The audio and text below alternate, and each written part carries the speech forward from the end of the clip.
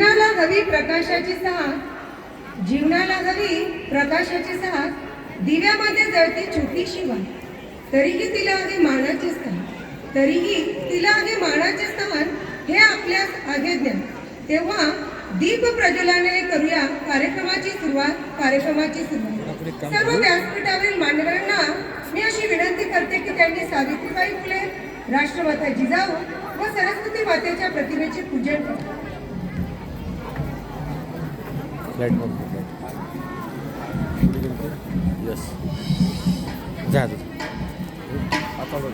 Photo भी काढा.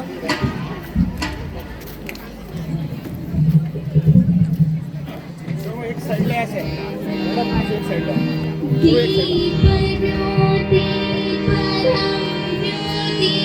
मागे थोडंसं फोटो निघतो. फोटो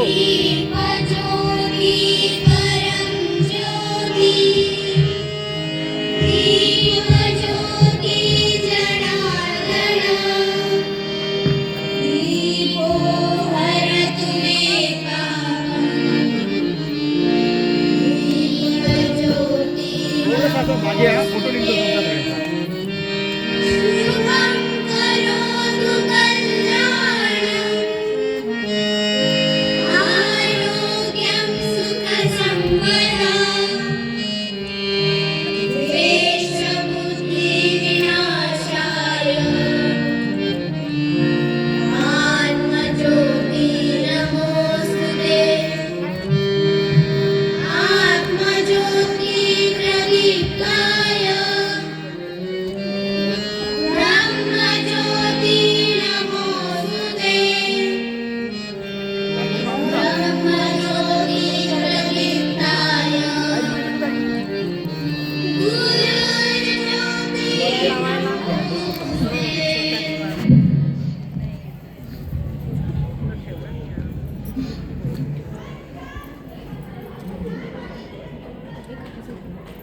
या ठिकाणी सर्व मान्यवर, या ठिकाणी सावित्रीबाई फुले, राष्ट्रमाता जिजाऊ व सरस्वती मातेचं पूजन करत आहे.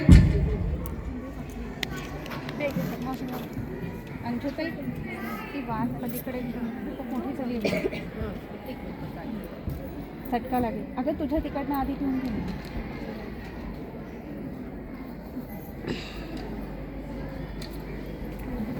वाद कमी करा. चटका लागेल.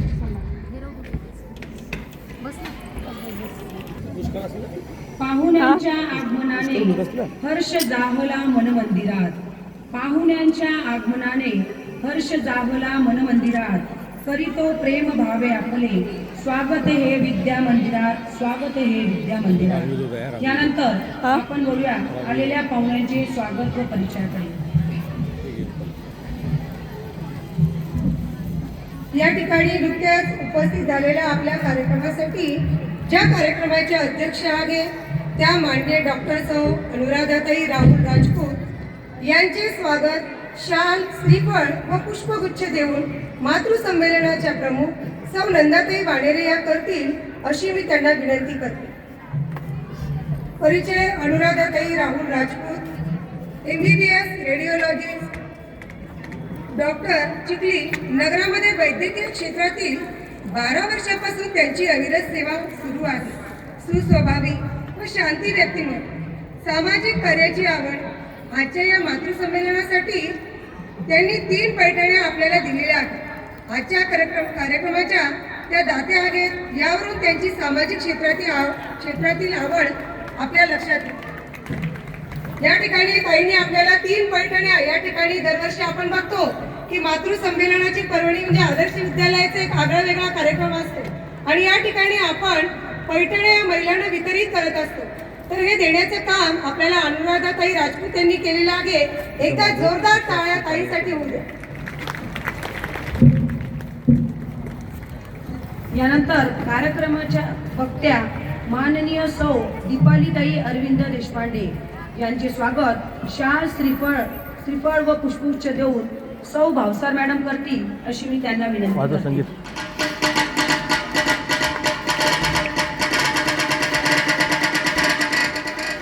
सौ दीपालीताई यांचे वास्तव बुलढाणा येथे आहे. त्यांचे शिक्षण MSc मायक्रोबायोलॉजी अरविंद बायोटेक करवंड येथे ते 20 वर्षापासून मायक्रोबायोलॉजिस्ट म्हणून कार्यरत करत आहे. अनेक शाळा कॉलेजेसमधून रिसोर्स पर्सन म्हणून विद्यार्थ्यांना शाश्वत शेती पर्यावरण या विषयावर मार्गदर्शन त्या करतात. समर्थ विद्यापीठ सातारा येथून वाङ्मयावरील परीक्षा उत्तीर्ण, अनेक ठिकाणी दासबोध मनोवेद इत्यादी समर्थ वाङ्मयावर प्रवचने व व्याख्यान त्यांनी केलेली आहेत. राष्ट्रसेविका समितीचे बुलढाणा विभाग बौद्धिक प्रमुख हे दायित्व सध्या त्या निर्वहन करीत आहेत. तसेच प्रांत महिला विमर्श सहसंयोजिका हे दायित्व सुद्धा त्या निभवत आहेत. 2016 मध्ये डॉक्टर पंजाबराव देशमुख कृषी विद्यापीठ अकोला येथे स्त्री शक्ती सन्मानाने त्या पुरस्कारित केलेल्या आहेत. तसेच माता पालक संघाच्या प्रतिनिधी सखी सावित्री समितीच्या सदस्यांचे सुद्धा आम्ही मनापासून शब्द सुमनांनी स्वागत करत आहोत. यानंतर उपस्थित माननीय संध्याताई शेटे यांचे स्वागत खेडेकर मॅडम करतील अशी मी त्यांना विनंती करते. माननीय संध्याताई शेटे यांचे स्वागत खेडेकर मॅडम करतील.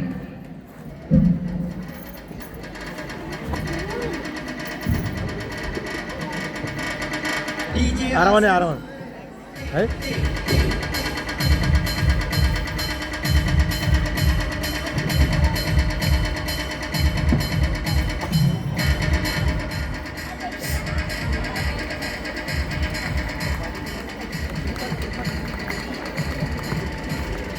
माननीय सौ ज्योतिताई भाला यांचे स्वागत सुनीताताई राजपूत पुष्पगुच्छ देऊन करतील अशी मी त्यांना विनंती करते.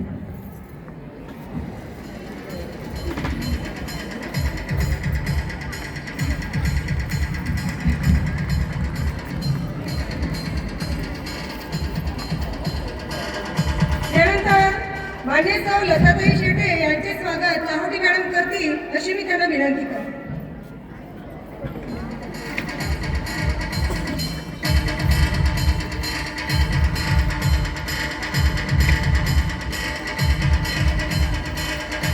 माननीय सौ राधाताई राजे यांचे स्वागत शिवांगी जोशी मॅडम करतील अशी मी त्यांना विनंती करते.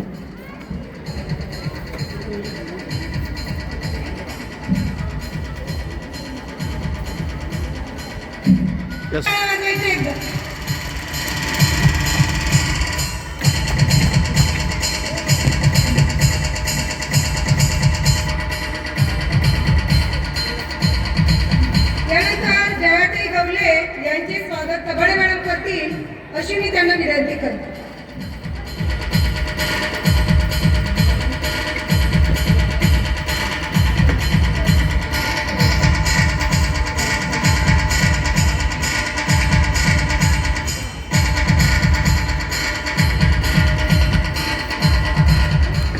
सौ शुभांगीताई शेटे यांचं स्वागत सौ कुलकर्णी मॅडम करतील अशी मी त्यांना विनंती करते.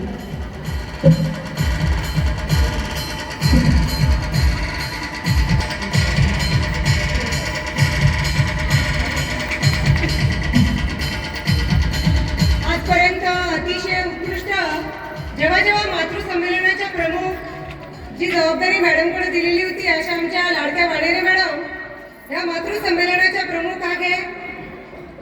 त्यांचे स्वागत गालपाडे मॅडम करतील अशी मी त्यांना विनंती करते. मातृसंमेलनाच्या प्रमुख सौ वाडेरे मॅडम यांचे स्वागत गालपाडे मॅडम करीत आहे. इकडे समोर सर्व महिलांना विनंती की त्यांनी टाळ्यांचा वर्षाव करावा.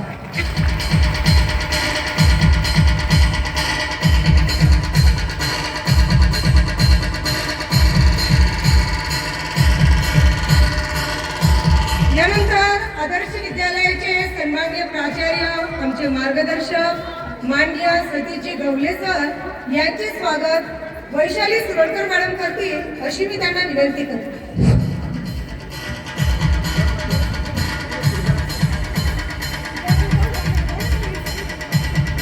घ्या सर.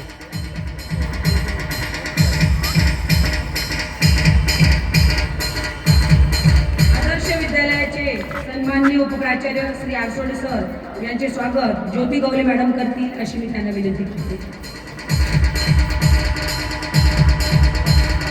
हां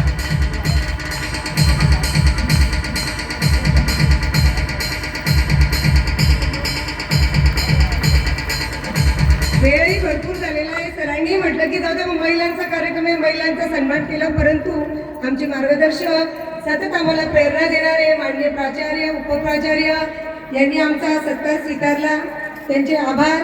त्याचबरोबर इथं पर्यवेक्षक दंडे सर, शेटे सर तसेच तायडे सर या ठिकाणी आम्हाला सतत मार्गदर्शन करता, त्यांची सुद्धा उपस्थिती आहे. मी त्यांचं या ठिकाणी शब्दसुमनांनी स्वागत करते. बसायचं मोका ठेव.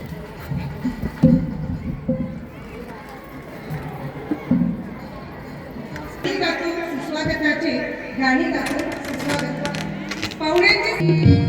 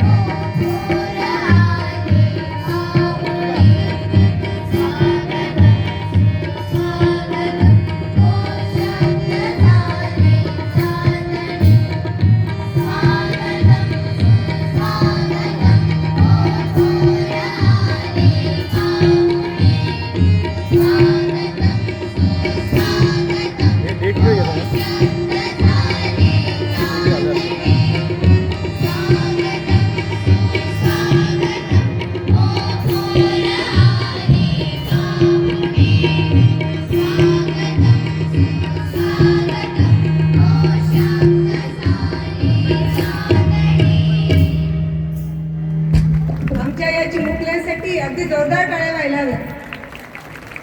या ठिकाणी नेहमी आम्ही प्रत्येक कार्यक्रमाला ज्यांना बोलवतो, वयाचाही विचार न करता किंवा कंटाळा न करता सगळ्यात पहिले ज्या हजर असतात आमच्या मातृतुल्य माई भवर यांचं सुद्धा या ठिकाणी मी शब्दसुमनांनी स्वागत करते. त्याचबरोबर प्राथमिक विद्यामंदिराच्या मुख्याध्यापिका माननीय भांडे मॅडम या सुद्धा आमच्या प्रत्येक कार्यक्रमाला उपस्थित राहता, यांचं सुद्धा या ठिकाणी मी शब्दसुमनांनी स्वागत करते.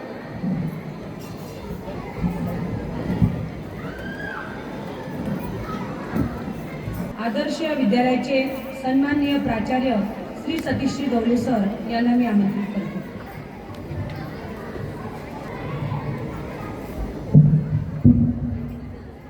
विद्येचे देवता माता सरस्वती,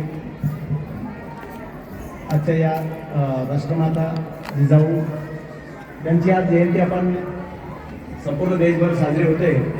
असे क्रांतीज्योती, ज्ञानज्योती सावित्रीबाई फुले आजच्या संमेलनाच्या या कार्यक्रमाच्या सन्माननीय अध्यक्षा डॉक्टर अनुराधाताई राहुल राजपूत, प्रमुख वक्त्या दीपालीताई देशपांडे, प्रमुख अतिथी आपल्या शिक्षण प्रसारक मंडळाचे सन्माननीय अध्यक्ष आदरणीय रामकृष्णदादा शेटे यांच्या सौभाग्यवती सौ संध्याताई रामकृष्णदादा शेटे, आपल्या शिक्षण प्रसारक मंडळाचे सन्माननीय सचिव आदरणीय प्रेमराजजी भाला यांच्या सौभाग्यवती सौ ज्योतिताई प्रेमराज भाला,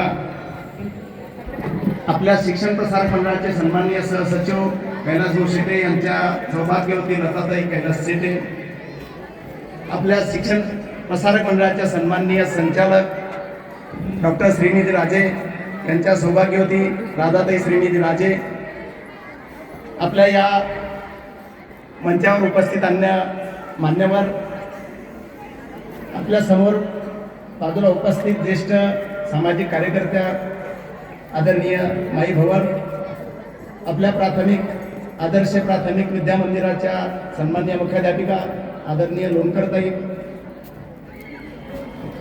माझे सर्व सहकारी पदाधिकारी, उपमुख्याध्यापक आदरणीय आरुप चौधरी सर, सहकारी पर्यवेक्षक आदरणीय प्रकाशजी तायडे सर, श्रीपादजी दंडे सर, लक्ष्मीकांतजी शेटे सर, या सगळे कार्यक्रम जो ज्यांच्या नियोजनामध्ये चालतो असे या स्नेह संमेलनाचे चारही प्रमुख सर्वश्री श्री सुधीर शेटे सर, विकास जाधव सर, जगदीश तांबटकर सर, विनायकराव भालेराव, माझे सर्व सहकारी प्राध्यापक, शिक्षक, कर्मचारी बंधू भगिनी, या मातृसंमेलनाचे आयोजक,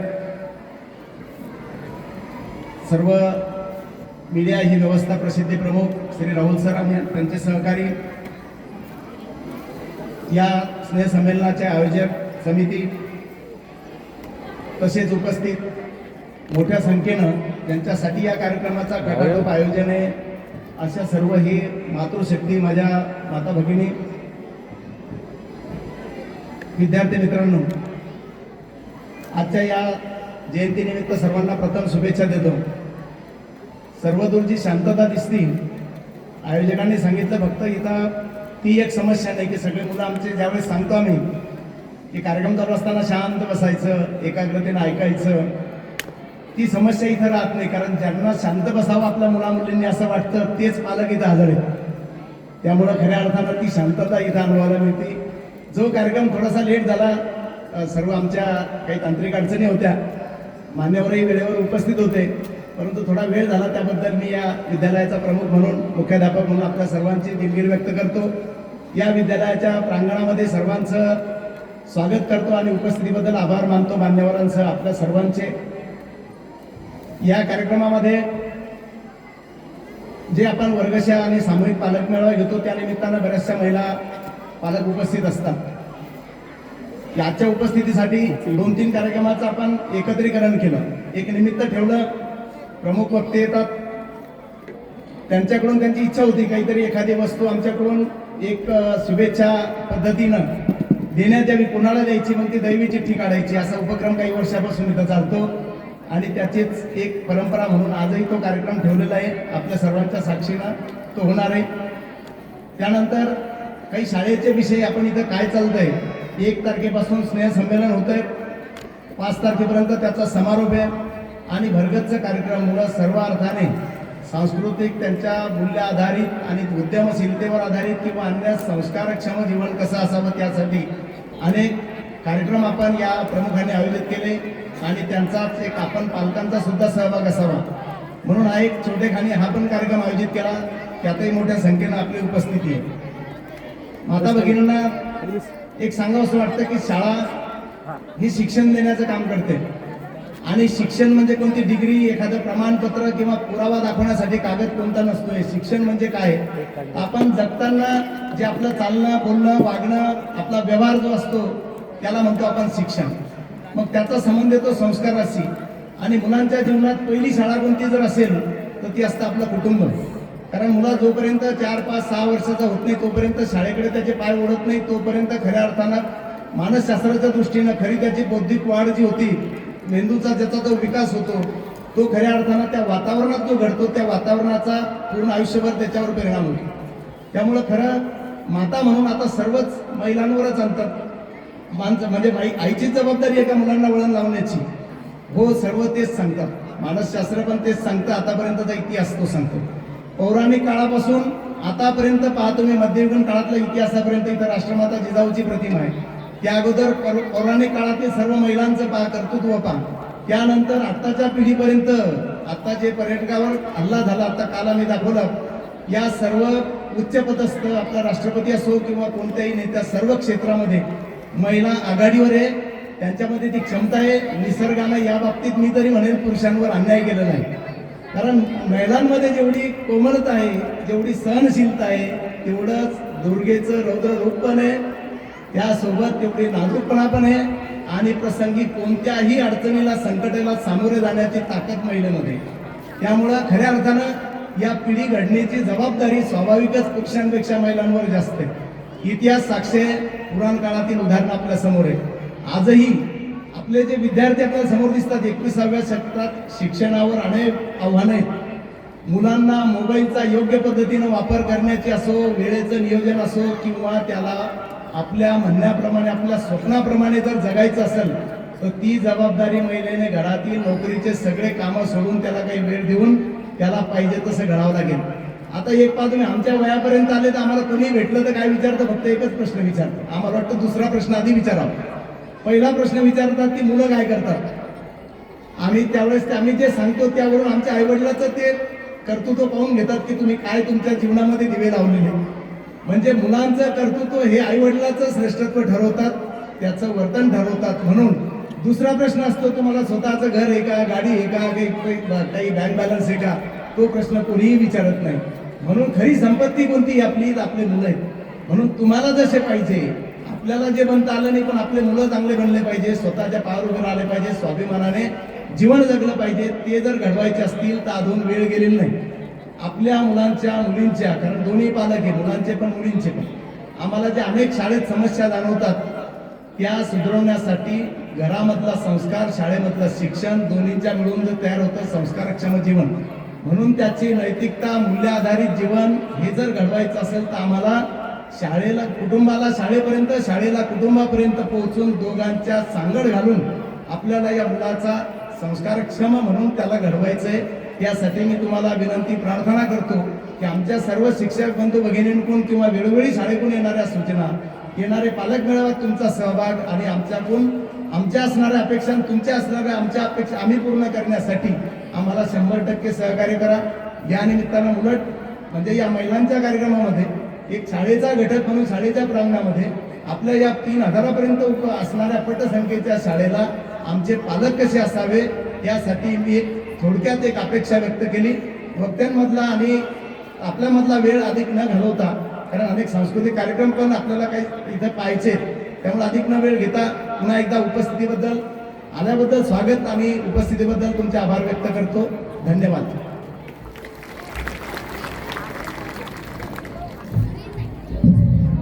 प्रत्येक जण, प्रत्येक महिला आपल्या घरामध्ये आपल्या कुटुंबाची काळजी घेत असते.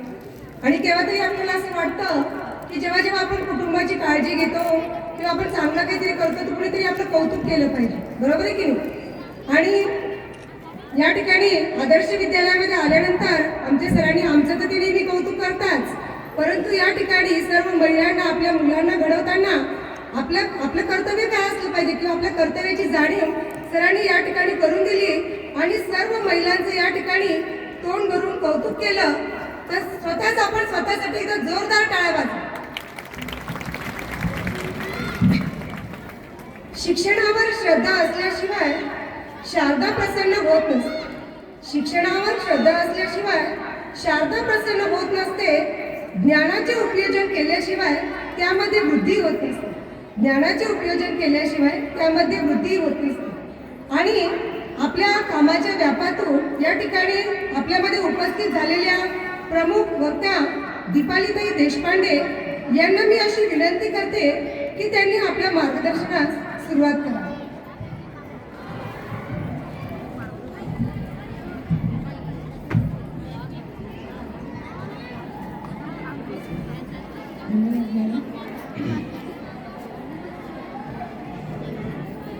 मंचावर अधिष्ठित केलेल्या सर्व प्रतिमांना सर्वप्रथम अभिवादन करते.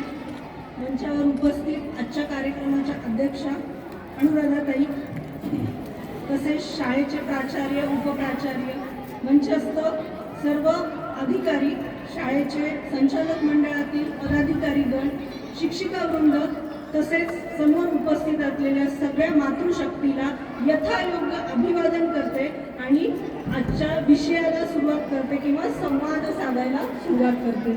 मला याची जाणीव आहे की कार्यक्रमाला थोडा उशीर झालेला आहे, त्यामुळं फार जास्त मी वेळ घेणार नाही आहे आपला. सर्वप्रथम आजच्या या त्रियोगाबद्दल मला बोलायचंय. आज त्रिवेणी संगम असा योग झालेला आहे असं म्हणायला हरकत नाही.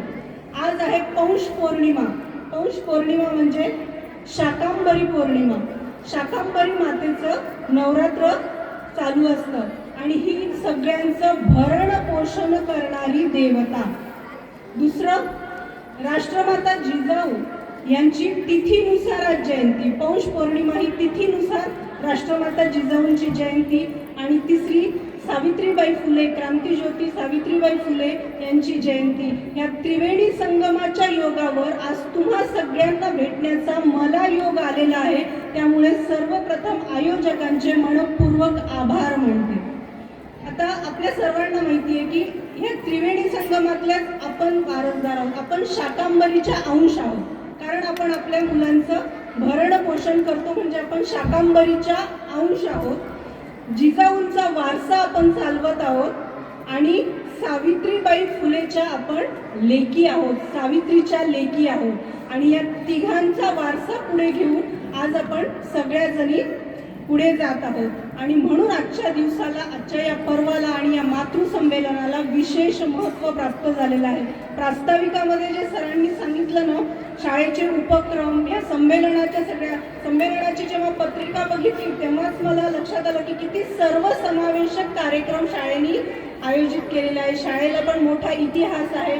त्या सगळ्या गोष्टींची जाणीव ठेवून जे मातृसंमेलन आहे यामध्ये जो विषय आज त्यांनी सांगितलेला आहे की दोन गोष्टी मातेंच्या आजूबाजूला फिरतात. एक म्हणजे सृजन आणि दुसरा म्हणजे संस्कार. हे दोन विषय जे आहेत ते मातेच्या आजूबाजूला. सरांनी सांगितलं की सृजनाचा अधिकार फक्त देवानी मातेला दिलेला आहे आणि त्याच्या आपण वारसदार आहोत आणि ते काम आपण करत आहोत. आणि दुसरी गोष्ट म्हणजे माता ही संस्कार देण्याच्या, कुटुंबाच्या प्रथम केंद्रस्थानी असते आणि आईला आपण पहिला गुरु मानतो प्रत्येक विद्यार्थ्याचा. आणि या सृजन आणि संस्कार या दोन गोष्टीवरच आज आपण थोडंसं बोलूया. दोनच छोट्या छोट्या कथा सांगते. कथा सगळ्यांना माहिती आहे. महाभारतातली कथा सगळ्यांना माहिती आहे. अभिमन्यूची कथा माहिती आहे सगळ्यांना. अभिमन्यूच्या कथेमध्ये अर्जुन उत्तरेला चक्रव्यूह कसा भेदायचा हे जेव्हा सांगत असतो तर तेव्हा अनावधानाने उत्तरेचा डोळा लागतो. चक्रव्यूहामध्ये जायचं कसं इथपर्यंत सगळं उत्तरा ऐकते आणि चक्रव्यूहातून बाहेर कसं पडायचं हे जेव्हा त्याचं वर्णन चालू असतं तेव्हा तिचा अनावधानाने डोळा लागतो. आणि एक आईचं जेव्हा अवधान कमी होतं तेव्हा त्याचा परिणाम काय होऊ शकतो हे आपल्याला महाभारतातल्या पुढच्या कथेत माहिती आहे की अभिमन्यूला त्याचा काय परिणाम भोगावा लागला. आणि एका आईच्या नजर चुकीने अनावधानामुळं जे परिणाम झाले ते रणांगणावर अभिमन्यूला चक्रव्यूह भेदता आला पण त्याच्यातून बाहेर पडता आलं नाही आणि त्याला मरण पत्करावं लागलं. ही छोटीशी गोष्ट आईचं अनावधान झाल्यामुळे किंवा अनावधानाने डोळा लागल्यामुळे. आणि दुसरी आई, आता एक दुसरी छोटीशी 16व्या शतकातली कथा. राष्ट्रमाता जिजाऊ, जिचे वडील आणि पती हे दोघेही जण आदिलशाह निजामशाह यांच्याकडे चाकरी करत होते.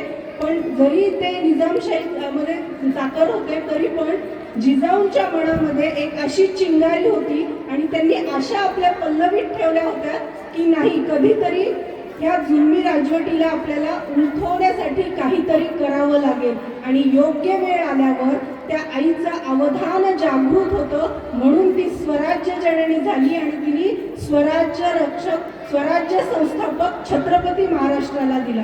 ह्या दोन्ही कथा, एक पौराणिक कथा आहे आणि एक ऐतिहासिक कथा आहे. या दोन्ही कथांमधून आपल्याला काय बोध घ्यायचा आहे तर आईचं अवधान, आईची जागरूकता तिच्या मुलाचं भविष्य घडवू शकते. आणि आताच्या काळातली म्हणजे क्रांतिज्योती सावित्रीबाई फुले आपल्या इतिहासाची आणखीन एक कथा की ती स्त्री जागृत होती म्हणून आज आपण सगळ्याजणी इथं आहोत. या छोट्या छोट्या ज्या कथा असतात ना त्या फक्त कथा म्हणून बघायच्या नसतात, त्यांच्या कार्यातून, त्यांच्या विचारातून आपल्याला प्रेरणा घ्यायची असते. आणि ह्या ज्या कथा आहेत ह्यालाच आपल्या कीर्तन परंपरेत, प्रवचन परंपरेत एखादा सिद्धांत समजून देण्यासाठी छोटासा दृष्टांत दिला जातो. आणि दृष्टांत म्हणजे या छोट्या छोट्या कथा असतात. दृष्टांत दिला की सिद्धांत समजत असतो. आणि म्हणून अशा कथांचा वारंवार दृष्टांत रूपी आपल्या संस्कार आपल्या मुलांवर व्हावा ही आपली परंपरा आहे. रात्री झोपताना असो किंवा केव्हाही जेव्हा मुलांना सांगता येईल तेव्हा असे छोटे छोटे शौर्याच्या, इतिहासातल्या, पुराणातल्या कथेमधून आपल्याला हे आपल्या जीवन मूल्याचे, आपल्या संस्कृती मूल्याचे सिद्धांत आपल्या मुलांवर रुजवता आले पाहिजेत. त्यासाठी ह्या सगळ्या गोष्टी, इतिहास, भूगोल, आपली संस्कृती, हे सगळं वाचन आईचं सुद्धा झालं पाहिजे. आज थोडा जोर मी आईने पण अपडेट राहावं या सगळ्या बाबतीत याबद्दल देती आहे. आणि संस्कार म्हणजे काय तर कुठली गोळी नाही आहे की जी दिली आणि मुलं संस्कारी झाले. ही एक खूप मोठी प्रोसेस आहे. जेव्हा मूल जन्माला येतं किंवा गर्भाशयात असतं, आपल्या संस्कृतीत तर गर्भाशयात असल्यापासूनची ही संस्कार देण्याची एक प्रोसेस आहे मोठी. आणि तेव्हा कुठं ते हळूहळू एक व्यक्तिमत्व घडत जातं, ज्याला आपण संस्कारी व्यक्तिमत्व म्हणतो. आता तुम्ही इथं सगळ्या माझ्यापेक्षा बऱ्याच जणी मोठ्या आहेत, अनुभवी आहेत. प्रत्येकजण आपल्या पाल्यावर चांगलं संस्कार करण्याचाच प्रयत्न करत असतो. त्यामुळं फार जास्त काही बोलण्यापेक्षा आजच्या युगाच्या परिप्रेक्षामध्ये संस्कार किती महत्त्वाचे आहेत हे तर आपण जाणतो. आधीच्या काळी कुटुंब, गुरु, शाळेतले शिक्षक आणि आजूबाजूच्या समाजातले जे काही यशस्वी उदाहरणे, यांच्या संस्कारातून एखादा विद्यार्थी घडत होता. कारण तेवढ्याच लोकांच्या संदर्भात त्याचं सगळं शिक्षण असायचं. पण आजचं युग हे बदललेलं आहे. आपल्या व्यतिरिक्त अजून असे कितीतरी गोष्टी आहेत की ज्याच्या संस्कारामुळं किंवा ज्याच्या अनुकरणामुळं आपला मुलगा कुठल्या पद्धतीने जात आहे हे आपण सगळ्याजणी बघतो. त्यामुळं संस्कार आणि ह्या गोष्टी मुलांना ऐकायला पण नको वाटतात. काय तेच सांगता तुम्ही, असं आपण प्रत्येकजण बोलतच असतो विद्यार्थी जेव्हा आपण त्यांना काही सांगायला जातो तेव्हा. तर त्यामुळं हे थोडं कठीण होऊन बसलंय. पण आजच्या परिप्रेक्षामध्ये आपल्याला मुलांना काय सांगायचंय, तर आज सगळ्यात पहिला मुलांना जर संस्कार काही द्यायचा असेल तर त्यांचा विवेक जागृत करायचा. सगळ्यात महत्त्वाचं म्हणजे विवेक म्हणजे काय, तर चांगलं काय आणि वाईट काय हे लहानपणापासून मुलांवर आपण बिंबवलं पाहिजे की तुला दोन्ही गोष्टी समाजामध्ये, जीवनामध्ये बघायला भेटतील. त्यातलं चांगलं काय आणि वाईट काय. आणि मी सांगतेय की एक विवेक जागृत करणे हा एक आपल्याला सिद्धांत किंवा हा एक संस्कार त्याच्यावर करायचा आहे. तर यासाठी दृष्टांत कुठला द्यायचा. एक छोटी गोष्ट परत मुलांना विचारायचं, पावसाचा थेंब वरतून जेव्हा खाली पडतो तेव्हा तो सगळीकडे पावसाचा थेंब कसा असतो, सारखाच असतो. जेव्हा तो एखाद्या नदीत पडतो तेव्हा काय होतं, तो थेंब नदी होतो, गोड पाणी होतं. तोच पावसाचा थेंब जेव्हा समुद्रात पडतो तेव्हा ते खारट पाणी होतं आणि विशाल समुद्र बनतो. तोच थेंब पावसाचा वरतून येणारा जेव्हा एखाद्या सांडपाण्यात किंवा गटारात पडतो तेव्हा तो काय होतो, गटार किंवा सांडपाणी बनतं.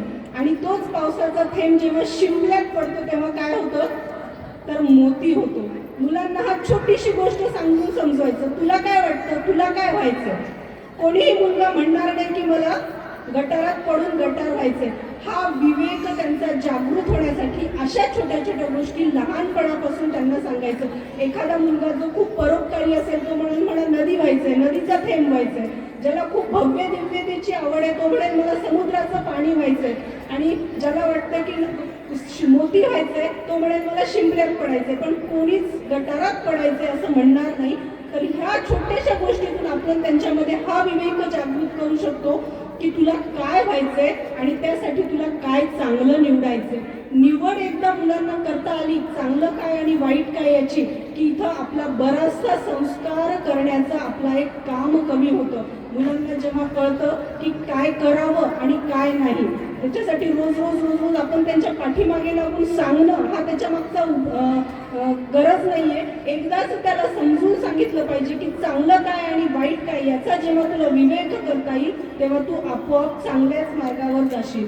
आणि आजच्या काळात जर म्हणायचं तर फक्त 5 भ ह्यावर आपल्याला काम करावं लागणार मुलांच्या. पहिली गोष्ट भाषा, दुसरी गोष्ट भूषा, तिसरी गोष्ट भोजन, चौथी गोष्ट भवन आणि 5वी गोष्ट भ्रमण. हे 5 भ जे आहेत ना, या 5 भ वर आईने जर लक्ष दिलं मुलांच्या, तर मला नाही वाटत की वेगळे काही अजून संस्कार करावे लागतील. सगळ्यात मेन म्हणजे भाषा. भाषा म्हणजे मी फक्त मातृभाषा याच्याबद्दल बोलत नाही, मुलांचा बोलण्याचा पोलाइटनेस, नम्रता असावी. शेवटी आपण संस्कार देतो म्हणजे काय, तर आपल्या संस्कृतीने जे आपल्याला नीतिमूल्य दिलेले आहेत तेच देतो. भाषा बोलताना मृदू असावी, मोठ्यांशी बोलताना नम्रता असावी, हे जे सगळं हे भाषेमध्ये येतं. आणि त्याचबरोबर जगामध्ये ज्ञानभाषा म्हणून इतर अनेक भाषा तुम्ही शिका, पण आपल्या मातृभाषेचा जोपर्यंत आपल्याला अभिमान असणार नाही तोपर्यंत तुम्ही चांगले विचार करू शकणार नाही. कारण आपली विचाराची जी थॉट प्रोसेस आहे ती नेहमी आपल्या मातृभाषेत होत असते. त्यामुळे आपल्या मातृभाषेबद्दल नेहमी अभिमान असणं मुलांमध्ये आवश्यक आहे. त्याच्यामुळं मुलांच्या भाषेवर खूप आपण बघतो प्रॉब्लेम. मोबाईल नंबर जर मुलांना सांगितले आपण मराठीत तर त्यांना खूप जणांना लिहिता येत नाही. हा एक सध्या खूप मोठा भेडसावणारा प्रश्न आहे. त्यामुळं आपली भाषा मुलांना व्यवस्थित येणं, त्यांनी शिक्षण कशातही घेऊ, हे आईचं सुद्धा घरातून काम तेवढंच आहे जेवढं शाळेतून शिक्षकांचं. आणि यासाठी सगळ्यात पहिले आपल्या मातृभाषेतलं साहित्य त्यांना वाचायला देणं. मी म्हणत नाही की पुस्तक घेऊनच वाचा, तुम्ही ई बुक पण वाचू शकता किंवा ऑडिओ बुक पण ऐकू शकता, पण तुम्हाला आपल्या साहित्यातला विचार शब्द हा कळाला पाहिजे. आणि ह्यासाठी तुमची भाषा खूप महत्त्वाची आहे. दुसरी गोष्ट म्हणजे भाषा. भाषेबद्दल तर सध्या काही बोलणं म्हणजे खूप वेगळा विषय आहे तो, पण एवढं एकच त्यांना छोटंसंच विचारायचं, जर तुम्हाला स्विमिंग पूलमध्ये जर तुम्हाला जायचं आहे तर तिथे एक विशिष्ट प्रकारचा कॉस्ट्यूम घालून जावा लागतो आणि तिथला प्रोटोकॉल तुम्ही मान्य करता. एखाद्या कॉर्पोरेट क्षेत्रातल्या कंपनीत जायचं असेल तर तिथला ड्रेस कोड तुम्ही फॉलो करता. पण जर का एखाद्या मंदिराने जर ड्रेस कोड ठरवला तर तिथं काचकूच करता आणि आमच्या व्यक्ती स्वातंत्र्यावर गदा येते असे ओरड करायला लागतात. त्यामुळं मला असं वाटतं की जिथं जसं योग्य आणि त्या प्रसंगाला अनुरूप अशी वेशभूषा आपल्या मुलीची आहे का नाही हे बघणं हे आईचं कर्तव्य आहे. आणि मुलीच्या वेशभूषेबद्दल आईने जागरूक राहावं. एखाद्या यंत्रासमोर मुलगी काम करते तेव्हा तिने तसा ड्रेस घातला तर काही हरकत नाही, पण आपले सण उत्सव मंदिर याच्यामध्ये तर कमीत कमी त्यांनी योग्य भूषा परिधान करून जावं, याकडे आईचा कटाक्ष असावा. तिसरं म्हणजे भोजन. भोजनबद्दल पण आपण भोजन हे माणसाचं शारीरिक आरोग्य तर सुधरवतं, पण बौद्धिक आणि मानसिक आरोग्य सुद्धा तुमच्या भोजनावर आवश्यक असतं. त्यामुळं भोजनाकडे सुद्धा आईने विशेष लक्ष द्यावं. म्हणजेच फास्ट फूड, इन्स्टंट फूडच्या जमान्यामध्ये भोजनाकडे जर दुर्लक्ष झालं तर काय परिणाम आपण होतोय सगळ्यांच्या शरीरावर हे आपण बघतोच आहे. त्यामुळे शुद्ध सात्विक आहार याकडे पण आईने विशेष लक्ष द्यावं. चौथं म्हणजे भवन. आपलं घर हे मुलाला सगळ्या गोष्टी सांगणारी जागा वाटली पाहिजे. आपलं घर हे आपल्या संस्कृतीनुसार असावं हा तर आपला आग्रह असतोच, आणि त्यानुसारच मुलांना पण प्रत्येक गोष्ट त्यांची बाहेर घडलेली प्रत्येक गोष्ट ही आपल्या घरात त्यांनी सांगितली पाहिजे. इतकं त्याला ते जिव्हाळ्याचं वाटलं पाहिजे आणि तसं आपल्या घरात प्रत्येकाचं वर्तन असलं पाहिजे मुलाशी. आणि सगळ्यात मेन म्हणजे संवाद आपल्या घरामध्ये मुलाशी प्रत्येक विषयात असला पाहिजे. आणि चौथी आणि शेवटची गोष्ट म्हणजे भ्रमण. भ्रमण म्हणजे आपण पर्यटन, टुरिझम या शब्द अशा अर्थाने पण वापरू शकतो, पण आणखीन त्याला एक वेगळा अँगल म्हणजे आपण तीर्थाटन करतो. फक्त मॉलमध्ये जाणं, हॉटेलिंग करणं, शॉपिंग करणं म्हणजे भ्रमण नाही. आपल्या संस्कृतीमध्ये भ्रमणाला, तीर्थाटनाला खूप व्यापक संकल्पना दिलेली आहे. केल्याने देशाटन पांडित्य येत असे असं म्हटलेलंच आहे की नुसतं भ्रमण करताना आपल्याला सगळ्या आजूबाजूच्या ऐतिहासिक, भौगोलिक, पर्यावरणविषयक सगळ्या जागृती, सगळं निरीक्षण आपण त्यातून केलं पाहिजे. अशा प्रकारचं भ्रमण असावं. महाराजांचे गड किल्ले दाखवायला तुम्ही मुलांना नेलं पाहिजे. तीर्थक्षेत्र गेल्यानंतर तिथला स्थान महिमा त्यांना सांगितला पाहिजे की इथं काय घडून गेलं, त्यातून आपली संस्कृती तुम्ही मुलांना सांगू शकता. त्यामुळं जेव्हा तुम्ही भ्रमणाला मुलांना घेऊन जाल, पर्यटनाला घेऊन जाल, तेव्हा लक्षात ठेवा की अशा ठिकाणी तुम्ही त्यांना नेलं पाहिजे की जिथं त्यांच्या संवेदना जागृत होतील. तुम्ही फक्त महाराजांचे गड किल्ले तर दाखवा, पण सुंदर निसर्गरम्य असा पश्चिम घाट दाखवा, लोणारचं सरोवर दाखवा, चवदार तळं दाखवा. अशा कितीतरी गोष्टी आहेत की जिथं मुलांच्या संवेदना जागृत होतात. अशा ठिकाणी आपण त्यांना भ्रमंतीला नेलं पाहिजे. आणि अजून काही ठिकाणं जी आहेत की जिथं पर्यटन म्हणून नाही पण मुलांच्या संवेदना जागृत व्हाव्यात. तुम्ही कधीतरी मुलांना सरकारी दवाखान्यात घेऊन जा, कधीतरी भाजी मंडीत घेऊन जा किंवा कधीतरी त्यांना एखाद्या मिरवणुकीत घेऊन जा, मंदिरातल्या सण उत्सवाला घेऊन जा. अशा जागी गेल्यानंतर मुलांच्या संवेदना जागृत होतात. त्यामुळं या भ्रमण हा सुद्धा विषय मुलांच्या सर्वांगीण विकासासाठी तेवढाच महत्त्वाचा आहे. आणि असा जेव्हा भाषा, भूषा, भोजन, भवन आणि भ्रमण या 5 घटकावर एखादी आई जेव्हा मुलांच्या लहानपणापासून काम करते तेव्हा तिचा मुलगा हा एक सुदृढ नागरिक बनतो की ज्यामुळं समाज सुदृढ बनायला मदत होते आणि असा सुदृढ समाज हा सुदृढ राष्ट्र घडवू शकतो. आणि आपण म्हणतो मुलं हे भावी राष्ट्राचे भावी राष्ट्र घडवणारे आहेत. त्यामुळं देशभक्त सुदृढ नागरिक आपल्याला मुलांना बनवण्यासाठी आणि असा जेव्हा तुम्ही विचार कराल आणि आपल्या मुलांवर संस्कार कराल अशा पद्धतीने तेव्हाच तुमचा मुलगा रामासारखं म्हणू शकेल जननी जन्मभूमीश्च स्वर्गादपि गरीयसे. आणि आपल्या सगळ्यांनाच अशा सगळ्या गोष्टी सतत जरी त्याच वाटत असल्या तरी परत ऐकण्याची गरज याच्यासाठी असते. कारण एखादी गोष्ट एकदा सांगून ती विस्मृतीत जाते, परत 3 दिवसांनी ऐकली की ती आणखीन लक्षात राहते, 7 दिवसांनी ऐकली की परत त्याचं रिव्हिजन होतं, 6 महिन्यांनी ऐकली की ती परमनंट मेमरीत जाते. म्हणून ह्या ज्या गोष्टी आहेत त्या परत भागवत कथा परत ऐकतात, वारी परत करतात. का करतात तर ह्या गोष्टी पक्क्या व्हाव्यात, आपली संस्कृती मूल्य पक्के व्हावेत म्हणून ह्या सगळ्या गोष्टी केल्या जातात. आपल्याला जर वाटत असेल आपल्या मुलांनी जननी आणि जन्मभूमीला स्वर्गापेक्षा श्रेष्ठ म्हणावं तर आपण सुद्धा या गोष्टी कराव्यात आणि अशा गोष्टी व्हाव्यात.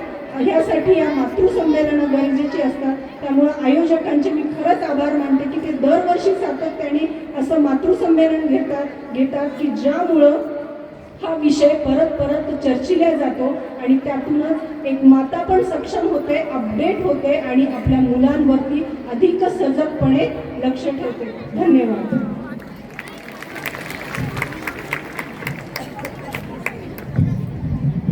धन्यवाद दीपालीताई. दीपालीताईंनी अतिशय मोलाचं आपल्याला मार्गदर्शन केलेलं आहे की जिजाऊंचा वारसा आणि सावित्रीबाईंचा वारसा जर आपल्याला चालवायचा असेल तर एक सक्षम माता बनणं अतिशय गरजेचं. पालक संपर्काच्या माध्यमातून जेव्हा आम्ही प्रत्येकाच्या घरी जातो तेव्हा एकच प्रश्न असतो, मॅडम असा तर तो घरात वागत नाही, असा तर तो कधी उलटून बोलतच नाही. म्हणजे कधीतरी आम्हालाच असं वाटतं की आपण खरं सांगतो की खोटं, परंतु कधीतरी आपण थोडीशी पडताळणी करणं गरजेचं आहे की आपला मुलगा, आपली मुलगी घरी जरी चांगलं वागते परंतु घराच्या बाहेर पडल्यानंतर शाळेच्या परिसरामध्ये असेल, ट्युशनच्या परिसरामध्ये असेल किंवा अन्य ठिकाणी ती कुणासोबत राहते म्हणजे वातावरणाचा परिणाम त्या विद्यार्थ्यावर निश्चित होऊ शकतो. म्हणून प्रत्येक माता पालकांनी अतिशय आजच्या या कलियुगामध्ये जागरूक राहणं अतिशय गरजेचं आहे आणि आईची जागरूकता ही मुलाचं भविष्य घडवू शकते. असं दीपालीताईंनी आपल्याला सांगितलं ते अगदी बरोबर आहे की आपण पाहतो की थोडंसं जरी मुलं काहीतरी आपल्याला सिरियल बघायची असती त्यांनी मोबाईल मागितला तर आपण लगेच हातात देऊन टाकतो. किंवा आज आपल्याला मैत्रिणीसोबत गप्पा मारायच्या, कुठेतरी बीसी पार्टी आहे, मग आपण लगेच काय करतो, तू पण हे 100 रुपये घे आणि काहीतरी घेऊन ये. म्हणजे ही सवय आपण लावतो, आपणच त्यांना लावतो. म्हणून आपण कंटाळा न करता जे आणणार ते म्हणा अशी जी भावना आहे ती लक्षात घेऊन आपल्या मुलांचा विचारधारणा व्यवस्थित व्हावी यासाठी भोजन ही सुद्धा अतिशय महत्त्वाची गोष्ट असते. आणि म्हणून या भोजनाकडे सुद्धा आपण काळजीपूर्वक मुलांच्या लक्ष द्यायला पाहिजे. त्याचबरोबर सृजन आणि संस्कार या 2 गोष्टी मुलांसाठी ज्या आवश्यक आहे त्या दीपालीताईंनी अतिशय सुंदर आपल्या मार्गदर्शनामध्ये त्यांनी सांगितले. मी त्यांचे मनपूर्वक आभार मानते. आजच्या कार्यक्रमाच्या अध्यक्षा माननीय डॉक्टर सौ अनुराधाताई राहुल राजपूत यांना मी अशी विनंती करते की त्यांनी अध्यक्षीय भाषण करावे.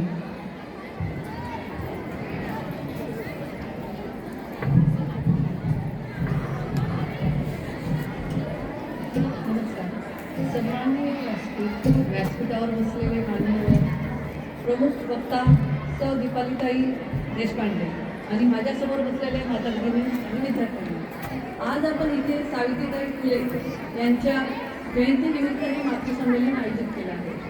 तर सावित्रीबाई फुले कोण आहे हे सगळ्यांना माहीतच आहे. शिक्षणाच्या स्वर्गाची जिने उघडले दार, तीच सावित्री आज जगाचे शिरदार. सावित्रीबाई फुले ह्या पहिल्या भारतीय महिला शिक्षिका होत्या, समाज सुधारक होत्या. माईक देऊन देतो. त्यांनी त्यांच्या पती महात्मा ज्योतिबा फुले सोबत मिळून बरेच स्त्रीहिताचे कार्य केलेले चालू कर. आहे. जसे की मुलींसाठी शाळा, सती प्रथा आणि जवळ पकडा.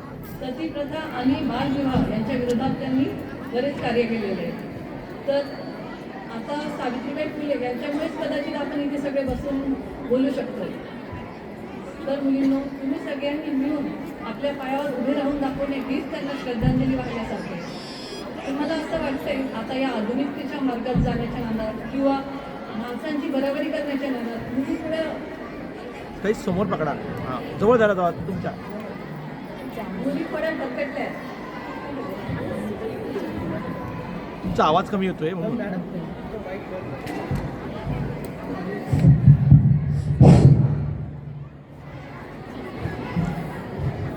सावित्रीबाई फुले कोण आहे आपल्या सगळ्यांना माहीतच आहे.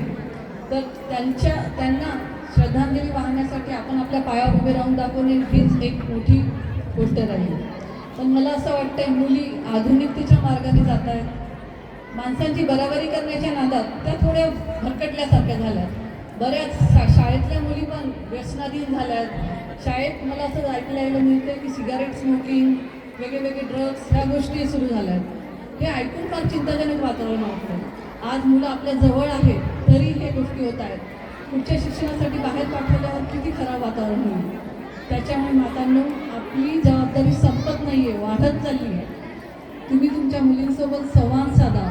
फक्त अभ्यासाबद्दल बोलून फायदा नाही आहे. आपल्याला त्यांना एक मैत्रीपूर्ण नातं बनवणं आवश्यक आहे, जेणेकरून त्या कधी काही अडचण आली तर बाहेर सहारा नाही शोधणार, त्या आपल्याशी येऊन बोलू शकतील एवढं आपलं नातं घट्ट व्हायला हवं. आणि त्याच्यात फक्त माताच करू शकतात. वडील बऱ्याच वेळेस कामाला बाहेर असतात, पण आता बरेच प्रोग्रेस होत चालली आहे. वडीलही भाग घेत आहेत मुलांच्या संगोपनात. त्याच्यामुळे ह्या गोष्टी मॅनेज करायला सोपं होतं. त्याच्यामुळे तुम्ही दोघं मिळून हे करू शकता. अजून एक गोष्ट म्हणजे मोबाईल खूप मोठा प्रॉब्लेम झाला आहे आता. बऱ्याच वेळेस पालकच मोबाईल घेऊन बसतात, तर मुलांना काही पर्याय नाही राहत, ते अनुकरण करणारच आहे. त्याच्यामुळे आपण आपले मोबाईल वापर कमी करणं आवश्यक आहे, तेव्हाच मुलं करतील. अभ्यासासाठी मोबाईल द्यावाच लागतो, तेव्हा हे लक्ष द्या की ते काय बघतायत.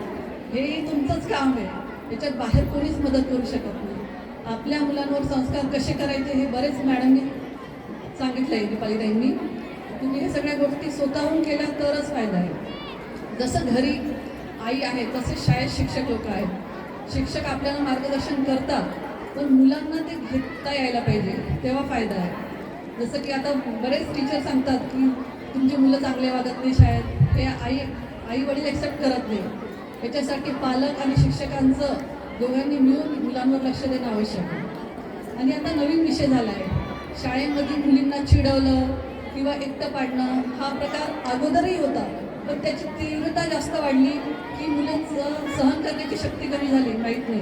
पण मुली याच्या वेळेस जास्त चुकीच्या रस्त्याला जातात, एकटं पडलं तर चुकीचे निर्णय घेतात. त्याच्यामुळे मुलींनो, तुम्ही हे मुलांना एकटे पाडणं ह्या गोष्टी न करता एकमेकींना मदत करून पुढे चला. हे जे 10 वर्ष आहे हे अविस्मरणीय आहे. एवढा वेळ तुम्हाला भेटणार नाही आहे मैत्री करायला. त्याच्यामुळे ह्याच मैत्रिणी आयुष्यभर तुमच्यासाठी राहणार आहे.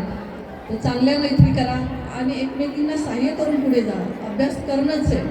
स्ट्रेस जर मैत्रिणी कमी होत असेल तर काही हरकत नाही. यांनीच आपलं मानसिक आरोग्य चांगलं राहील, स्वतःचंही आणि मैत्रिणीचं. आता हे झालं आपलं मानसिक आरोग्याबद्दल. दुसरा पॉईंट आहे शारीरिक आरोग्य. शारीरिक आरोग्यामध्ये काय, आपण जे खातो त्याच्यावरच आपलं आरोग्य. मी तुम्हाला एक किस्सा सांगणार. मी रेडिओलॉजिस्ट आहे, त्याच्यामुळे माझ्याकडे सोनोग्राफी करण्यासाठी येतात पेशंट. एक दिवस असंच एक पालक घेऊन आले होते त्यांच्या मुलीला. सकाळी 10-11 वाजता आले. त्यांना मुलीचं पोट अचानक दुखायला लागलं म्हणून फार स्ट्रेस आला होता की काय झालं आहे नेमकं. सोनोग्राफी केल्यानंतर मी त्यांना विचारलं की तुमची मुलगी बाहेरचं काही खाते का. ते म्हणाले नाही, मुलगी बाहेरचं काही खात नाही. मी तर मुलीला विचारलं तू बिस्किट खाते का. ती म्हणाली हो, रोज सकाळी मी बिस्किट खाऊनच जाते शाळेत, सकाळी काही भाजीपोळी होत नाही म्हणून. तर बिस्किट एवढं रुटीन झालं आहे, आपल्याला वाटत नाही ते बाहेरचं आहे. रोजच मुली बिस्किट ब्रेड टोस्ट खाऊनच जातात. बिस्किट शरीरासाठी हानिकारक आहे, त्याच्यामुळे ह्या गोष्टी मैद्यावाल्या ज्या पचत नाही त्या मुलांना देऊ नका. एकदम बंद करणं तुम्हाला आज अवघड जाईल, पण हळूहळू ते कमी करा, तेव्हाच आतडीचे आजार कमी होतील मुलांना. नाहीतर बऱ्याच मुलांना 5वी 6वीतच अपेंडिक्स होऊन जातात, हे सगळं खाण्यामुळे आहे.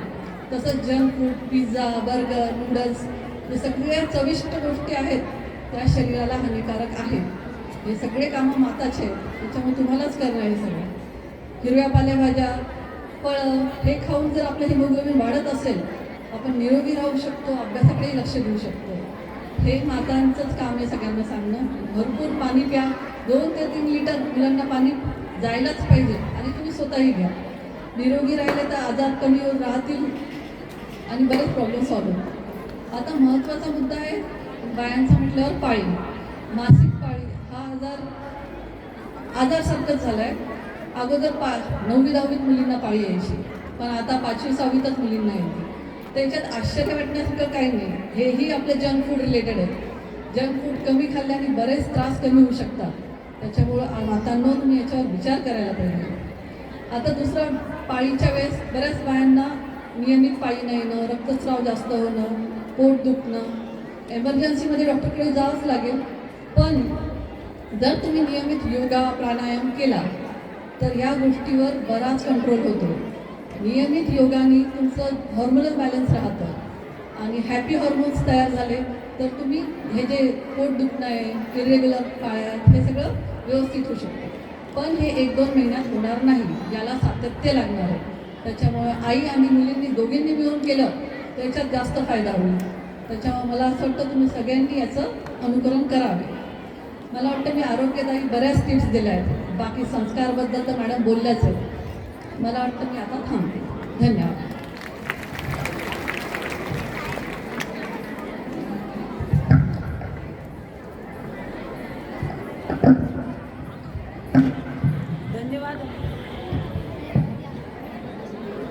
धन्यवाद अनुराधाताई, तुम्ही आम्हाला अतिशय मोलाचे असे मार्गदर्शन केले आणि आजपासून त्यांनी सांगितलं की सर्वांनी सात्विक असा आहार घेतला पाहिजे. यानंतर आभार प्रकटसाठी मी सौ गालपाडे मॅडम यांना आमंत्रित करते आणि थोड्याच वेळात तुम्हाला जो आवडता कार्यक्रम तो म्हणजे सांस्कृतिक कार्यक्रम होणार आहे आणि सर्वात महत्त्वाचे पैठणी वितरण होणार आहे. कार्यक्रम झाला, भाषणही झाले जोरदार, श्रोत्यांनी उचलला श्रवणाचा भार, तेव्हा मानलेच पाहिजे सर्वांचे आभार, तेव्हा मानलेच पाहिजे सर्वांचे आभार. सर्वप्रथम सर्व मातृशक्तींना नमस्कार करते आणि आज बालिका दिनाच्या शुभेच्छा. आपला आज हा जो मातृसंमेलनाचा कार्यक्रम अतिशय उत्साहाच्या वातावरणात पार पडलेला आहे. मातृसंमेलनाला आपल्याला लाभलेल्या अध्यक्षा, तसेच तुम्हाला माहिती असेल की आजच्या मातृसंमेलनाचे एक खास आकर्षण असते म्हणजे पैठणी. त्या पैठणीच्या दात्या देखील त्या आहेत. अशा आपल्या माननीय डॉक्टर सौ अनुराधाताई राहुल राजपूत यांनी अध्यक्षस्थान स्वीकारले, त्याबद्दल मी त्यांचे आभार व्यक्त करते. तसेच आज आपल्या ओजस्वी वाणीने सर्व मातृशक्तींना त्यांनी उद्बोधन केले, मार्गदर्शन केले. अशा आपल्या आजच्या प्रमुख वक्त्या माननीय सौ दीपालीताई देशपांडे, मी यांचे आभार व्यक्त करते. तसेच प्रमुख उपस्थितीमध्ये माननीय सौ ज्योतिताई फाला, सौ संध्याताई शेटे, सौ लताताई शेटे, सौ राधाताई राजे, सौ जयाताई गवले, सौ राजश्रीताई शेटे यांनी देखील या मातृसंमेलनाच्या कार्यक्रमाला येऊन आम्हाला उपकृत केले, त्याबद्दल मी त्यांचे आदर्श विद्यालयाच्या वतीने आभार व्यक्त करते. तसेच पत्रकार बंधूंचे देखील मी आभार व्यक्त करते. अधिकारी वर्ग या ठिकाणी उपस्थित आहेत, त्यांचे देखील मी आभार व्यक्त करते. तसेच ज्या ज्येष्ठ महिला आहेत त्यांचे देखील मी आभार व्यक्त करते. प्राचार्य माननीय श्री सतीशजी गवले सर, उपप्राचार्य श्री भगवानजी आरसोडे सर, पर्यवेक्षक श्री प्रकाशजी तायडे सर, लक्ष्मीकांतजी शेटे सर, तसेच श्रीपादजी दंडे सर यांचे देखील मी आभार व्यक्त करते. आपल्या मातृसंमेलनाच्या प्रमुख सौ वानरे मॅडम, सौ खोत मॅडम, सौ लाहोटी मॅडम यांचे देखील मी आभार व्यक्त करते. तसेच वर्ग 5 ते 12च्या आता आपल्यासमोर नृत्य सादर होणार आहे. मातृशक्तीवर आधारित त्यांनी अतिशय सुंदर असे नृत्य आपल्या समोर ते आता दाखवणार आहे. त्या चिमुकल्यांचे, त्या बालिकांचे सुद्धा मी कौतुक करते. श्री रसाळ सर व त्यांची संगीत चमूचे देखील मी आभार व्यक्त करते. प्रसिद्धी प्रमुखाचे देखील मी आभार व्यक्त करते. तसेच नृत्याच्या गाण्याचे सेटिंग्स, ध्वनी व्यवस्था करणारे दादा यांचे देखील मी आभार व्यक्त करते. प्रत्यक्ष अप्रत्यक्ष ज्यांनी ज्यांनी या मातृसंमेलनाच्या कार्यक्रमाला हातभार सहकार्य दिलेले आहे अशा सर्वांचे मी आभार व्यक्त करते. आता खरे आभार मानायचे म्हणजे तुमचे सर्व मातृशक्ती. जर तुम्ही नसते तर हा कार्यक्रम झालाच नसता. त्यामुळे तुमच्यासाठी 2 शब्द. आजच्या कार्यक्रमाला मिळाली सुंदर परिपूर्णता. आजच्या कार्यक्रमाला मिळाली सुंदर परिपूर्णता. मातृवात्सल्याने वाढली आमची संपन्नता. मातृवात्सल्याने वाढली आमची संपन्नता. आपल्या सहवासाने मिळाले नवे बळ. आपल्या सहवासाने मिळाले नवे बळ. मनःपूर्वक आभार मानते, तुम्हीच आमचे बळ. मनःपूर्वक आभार मानते, तुम्हीच आमचे बळ. या ठिकाणी माझे आभार प्रदर्शन संपले.